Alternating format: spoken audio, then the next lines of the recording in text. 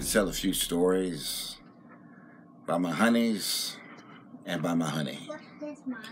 I got to thinking, I said, what can I say that might be kind of appropriate, that might be maybe even humorous? And I thought of a few things. I call this critter tales.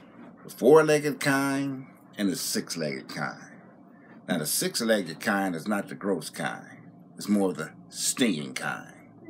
I remember when I was a little boy, right across the street there was an open field, and me and some of my friends would go across this field and catch grasshoppers and bees out of a jar.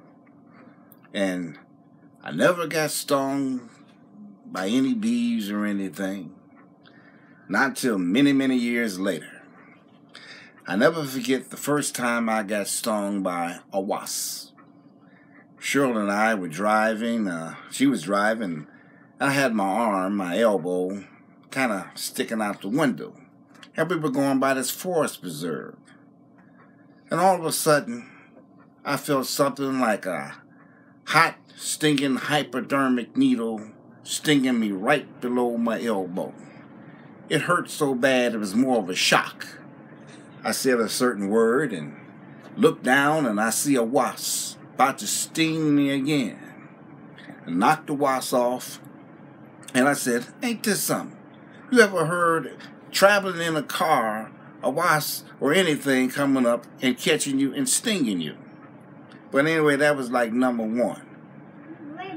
The next time, I remember we were at a church barbecue, and we were kind of cleaning up some things. I happened to see a discarded charcoal bag, and I'm folding up the bag and whatnot. Next thing you know, a wasp came out of the bag and stung me right below my eye. Hurt like heck is the word. And I said a certain word, and I had to catch myself because I remember I was at a church barbecue. One of the deacons happened to look at me. I guess I had a look on my face, and he started cracking up. He laughing like crazy. And I'm over here, got my eye all closed, and I'm running trying to get some water to throw on my eye. And it swelled up like crazy. That was number two. The third time, I was out at my house, the other house we were at, and I was weed whacking, chopping some bushes and whatnot. Next thing I know, I felt it again. Right on my arm, another wasp, a yellow jacket. It stung me like crazy. And this time, after he stung me, I felt a little woozy, kind of like euphoric feeling. I'm like, boy, it felt kind of good. I guess the venom going in me. Even though it hurt, I said, ain't this a trip? I guess I'm feeling the venom, because they have venom. And one thing about wasps, unlike a bee can only most likely sting you just one time, and then they die because they leave the stinger in you. Now, a wasp, he can sting you multiple times and keep right on going and keep right on living. But anyway, like I said, that was number three. Next time, I was out in front of my house,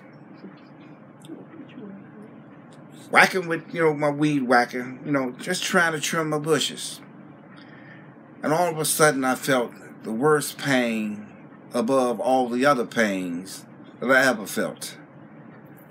A wasp stung me in my finger and was about to sting me again. And this wasp looked a little different than the other wasps. He was bigger and had a bald face. And you're probably saying, what kind of wasp has a bald face? Well, this one did. In fact, they're called bald-faced hornets.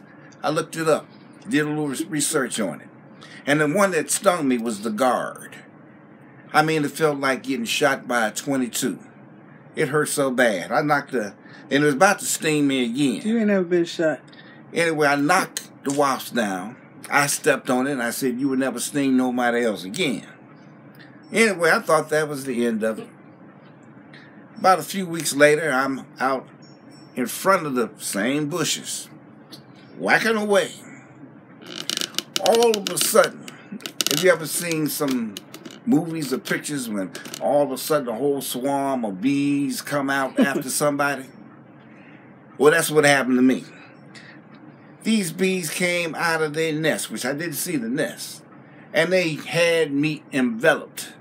They were stinging me, trying to sting me in the face, neck, legs, any way they can get to.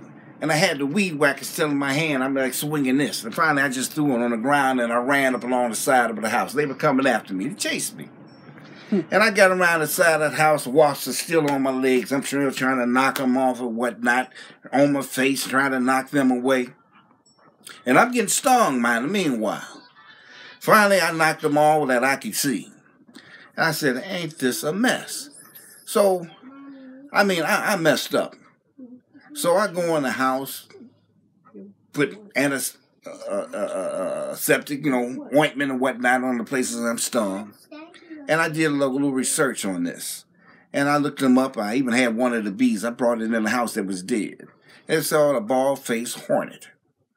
And I looked at this thing. They said they are very, very aggressive. They are the best time to try to kill them, if you're going to do that, is early in the morning or late at night, because they are less aggressive during the early morning hours and at night. And they said the best thing is to call a professional, because these things are very, very aggressive above other wasps.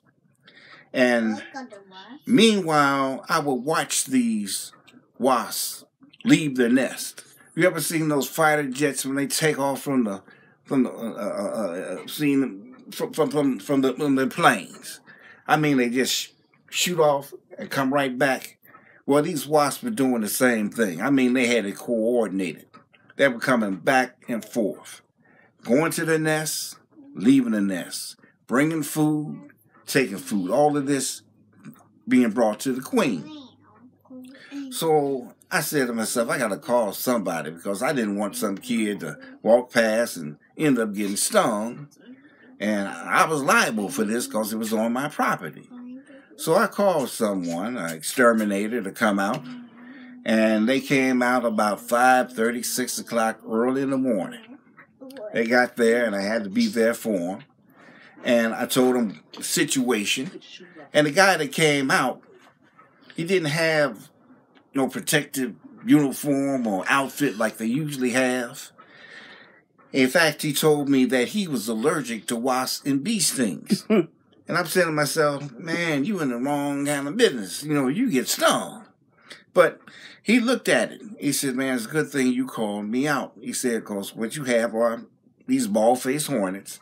They usually build their nests, he said, usually high up in trees. But mine was in my bushes. And he looked at it. From what he could tell, the nest was about the size of a football or basketball. It was just that large and that many wasps in there. It was like hundreds of thousands of wasps in this nest. So anyway, he got this hose from his truck, and he sprayed it. He said, I might have to destroy your bush, because I really got to get up in here to get this, to make sure I killed the queen. I said, man, do whatever you got to do. Just get them things out of here. So he went in there and he sprayed it. He sprayed it good. And he told me later, he believed he got the queen. He said there might be a few wasps that might come around later on looking for the queen. But after they find out the queen is dead and gone, they most likely will go on their way. But he said, man, it's a good thing you did call me out. Because this thing, like I said, it was large. And this was for a professional. Because I told him I was thinking about going out there, buying me a spray can, a wasp killer, and going out there and spray. He said, man, it's a good thing you didn't. Because even though they are docile during the early morning hours and late at night, they're still active. And these guards, they are always out on the defense to protect the queen. So anyway, they did get rid of them. I didn't have any more problems out of those bald-faced hornets. But I will never forget it. And being stung that many times, not until I was a hard-grown man. But it's one of the things I had to deal with, as you say, living out here in the country. You ain't living right. But That is my six-legged story. The next time I come around, I'll tell you about the four-legged kind. And that'll be on raccoons. Had to deal with that. But I want to thank you for listening to my story. I hope you liked it. And until next time, you all have a blessed day, a good day, and talk to you later. Bye now.